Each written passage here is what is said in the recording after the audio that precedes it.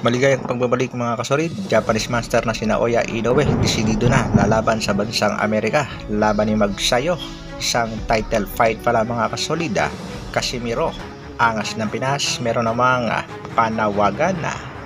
Iyan ang ating mga pag-uusapan para sa ating nagbabagang balita. Pambansang kamao na si Manny Pacquiao nangakong tutulungan ng mga Pinoy sa laban, lalong-lalo na sa laban sa ibang bansa. Una na nga dyan ay ang ating pambatong si Mark Magnifico Magsayo na lalaban undercard nga sa bakbakang Martina kontra Gervonta Tank Davis. Makakasagupa ng ating pangbatong si Magsayo ang pangbato naman ng Mexico na si Eduardo Ramirez na merong kartadang 28 wins, 13 knockouts, meron ng 3 talo. At para sa hindi nakakaalam mga kasolid, ang laban nga ng ating kababayang si Mark Magsayo ay isang title fight para sa WBA Intercontinental Super Featherweight title na gaganapin ngayong June 15, 2024 sa Amerika. June 16 nga yan sa ating mga kasolid. Kaya naman isang good luck sa ating pangbatong si Mark Magsayo. Samantala, Japanese master na sina Oya Inoue sa kanyang latest interview mga kasolid ay nagpahayag itong nasabing Japanese master. Desidido na nga itong si Inoue na lumaban mulit sa bansang Amerika na iginatuwa naman nitong top rank promotion na CEO Bob Aruma. Natuwa nga itong Japanese master sa mga American boxing fans na pumasyal nga ito sa bansang Amerika upang tumanggap ng kanyang parangal.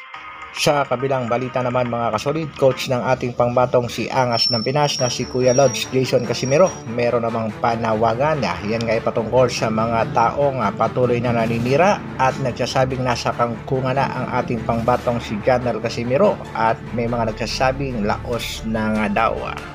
May mga nagsasabi pa nga mga kasolid na ang pinapangarap na laban kontra Japanese master ay mananatiling isang pangarap na lamang. Ayon nga dito kay Kuya Lods Jason Casimiro, wag na lang pansinin ang mga bashers at haters at wag na raw irebata. Pagdating naman sa posibleng laban nga daw niya sa alaga ng MP na si Silver Boys, ito naman ang naging kasagutan ni Kuya Lods Jason Casimiro. Ang grabe, ang bastos ng mga bibig lalabas sa bibig nila. Pero nangungupahan lang. Nako. Na si Tai yung kalaban ko ay hindi na lang ako. Hindi naman sinasabi na duwag ako, natatakot ako. Ayaw ko lang magkakapira siya. Ayaw ko. Ano sa palagay niyo mga kasolid, may punto ba itong si Jason sa kanyang naging dahilan kung bakit hindi niya papalagan ang posibleng laban dito kay SB? Sa kasalukuyan ay marami namang boxing fans na nanghihinayang sa ating pangbatong si Cuadro Alas General Casimiro sa kadahilanang hanggang sa kasalukuyan ay bakit wala pa nga daw laban ang ating pangbatong si Alas. Marami rin na nagsasabing kung 100% nasa kondisyon ng ating pangbato at ihaharap dito sa pinagriang Japanese master, malaki ang posibilidad na talunin ng ating pangbato ang undefeated boxer ng Japan. Isang shoutout pala kay pambansang kamao Manny Pacquiao at good luck sa kanyang nalalapit na laban kontra dito kay Kihiro Suzuki.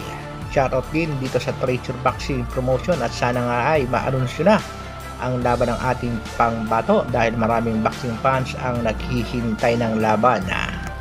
Hanggang dito na lang muna mga kasolid. Maraming salamat sa patuloy na pagsuporta at panonood. Isang like naman dyan.